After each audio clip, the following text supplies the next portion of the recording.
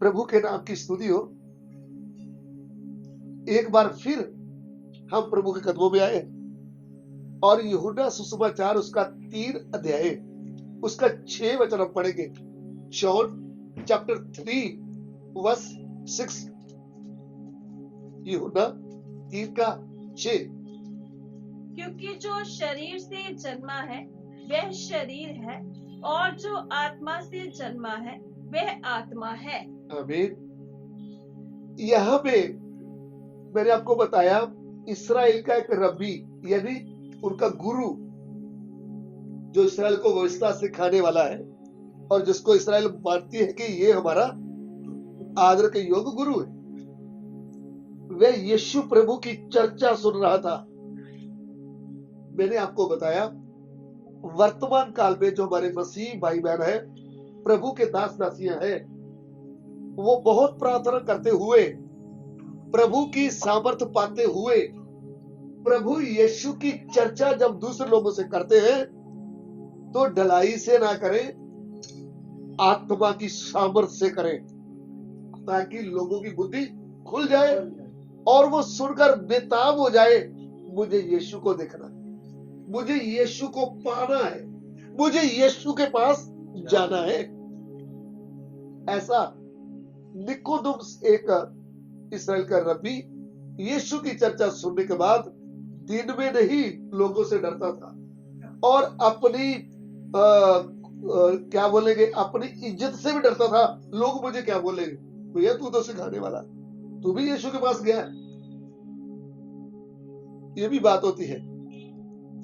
कभी कभी हम प्रभु की आत्मिक आशीष पा सकते हैं, लेकिन हमारा अपना जो होता है कि हमारा ऊंचा स्थान, हम उसको क्या करते हैं, उससे घबराते हैं कि लोग क्या कहें। तो ये रात को आया और उसको कहता है कि मैं जानता हूं। क्या कहता है? अभी 3 से 1-2 पढ़ेंगे। 3 का 1-2, यूहन्ना 3 का 1-2। फरीसियों में निकोदेमुस नाम एक मनुष्य था जो यहूदियों का सरदार था।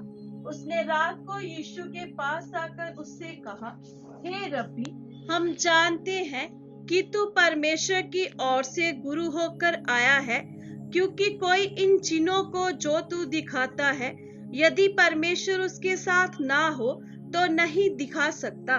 देखिए, एक गुरु एक रब्बी बोल रहा है, तू परमेश्वर की ओर से गुरु होकर आया है।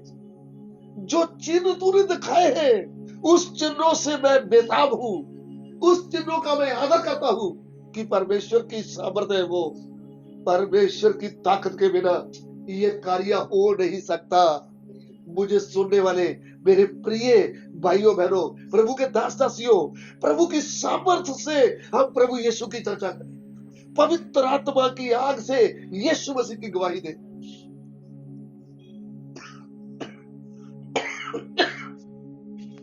ताकि लोग उस बात को अच्छी तरह समझ पाए।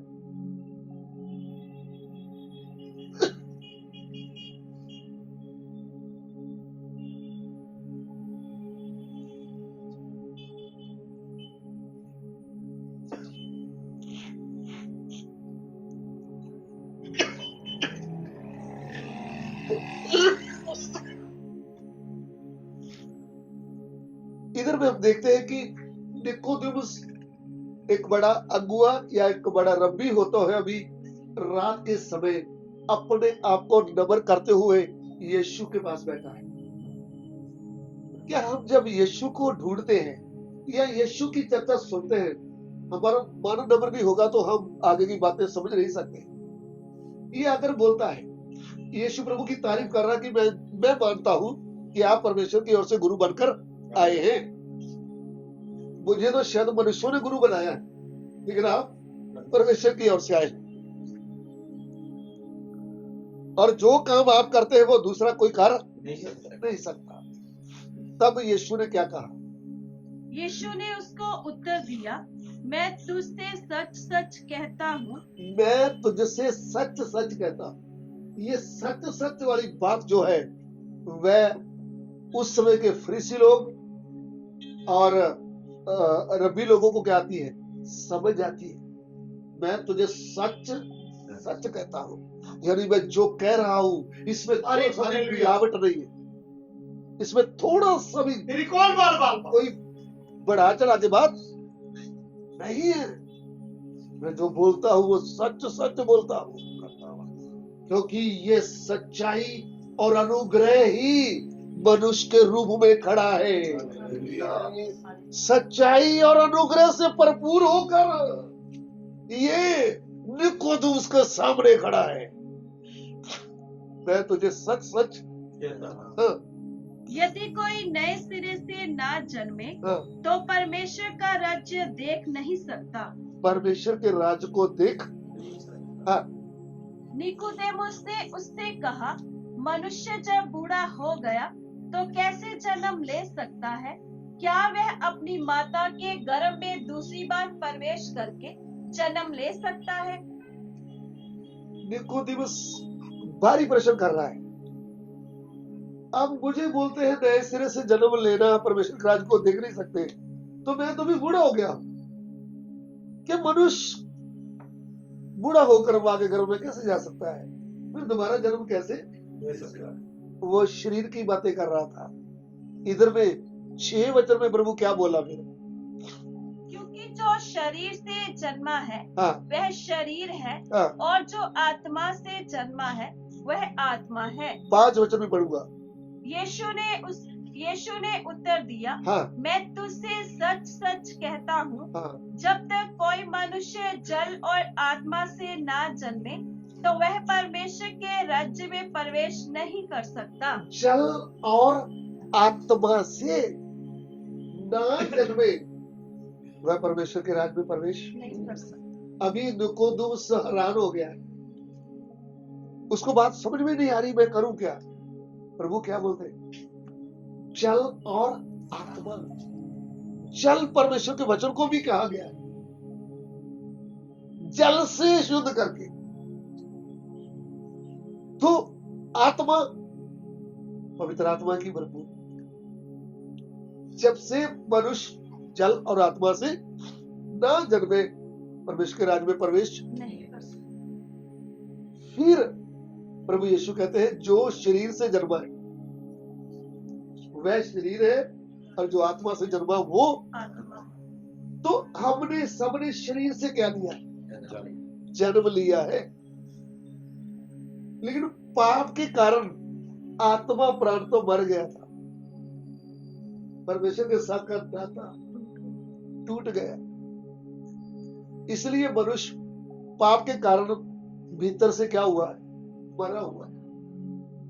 जब हम जीवता वचन जो प्रभु यीशु है, जिन्होंने क्रूस पर पूरे जगत के लिए अपना प्राण दे दिया है, जो मुर्दों में से जी उठा है, जब उसके विषय में सत्य वचन एक भाई बहन सुनता है तो सुनते ही भीतर में प्रकाश होता है, अंधेरा दूर होता है।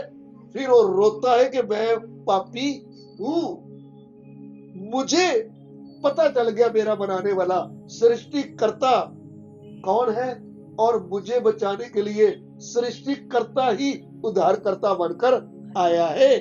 आज से मैं जीऊंगी भी प्रभु के लिए, जीऊंगा भी प्रभु के लिए। जब एक व्यक्ति अपने आप को प्रभु को सौंपता, अपना हृदय खोल देता है, तो प्रभु यीशु विश्वास के द्वारा उसके मन में जन्म लेता है। उसको बोलते हैं नया जन्म। आमीन। उसको क्या बोलते हैं? नया जन्म। उसको बोलते हैं आत्मा से जन्म लिया हुआ।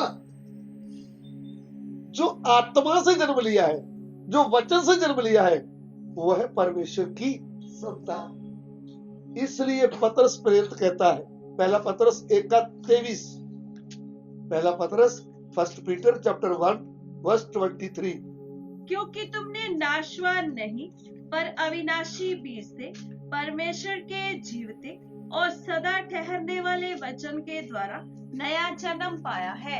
इसलिए तुम अभी नाशवान ना रहे। जिन्होंने प्रभु यीशु को जान लिया है, उसको अपने मन में ग्रहण कर लिया है, अभी वह नाशवान ना रहे, सदा रहने वाले वचन के द्वारा उनका आत्मा प्राण क्या बन गया? सदा रहने वाला बन गया। यीशु प्रभु के द्वारा हमें मिला क्या?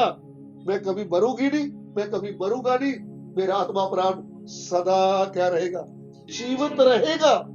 इसलिए जब तक मनुष्य जल और आत्मा से ना जन्मे परमेश्वर के राज्य में प्रवेश नहीं कर सकता। जब मेरा जन्म वचन से आत्मा से हुआ है तो मैं परमेश्वर के घर में सदा तक रहूंगा।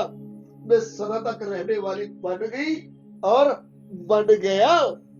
मैं कभी नाश, बीमारी मुझे नाश नहीं कर सकती, एक्सीडेंट मुझे नाश नहीं कर सकता, जहर मुझे नाश नहीं कर सकता, गंध तलवार मुझे नाश नहीं कर सकती। ये मिट्टी का शरीर नाश हो भी जाएगा तो भी मुझे नया शरीर मिलेगा, मुझे स्वर्गीय शरीर मिलेगा।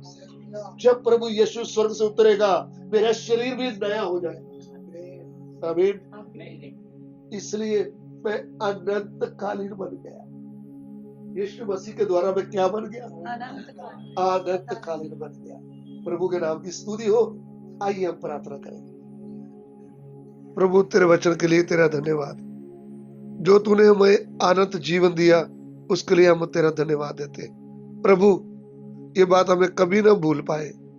सभी आदर में माफ को देते, विनती को ग्रहण करे, यीशु मसीह के पवित्र नाम से मांगते, आमीन।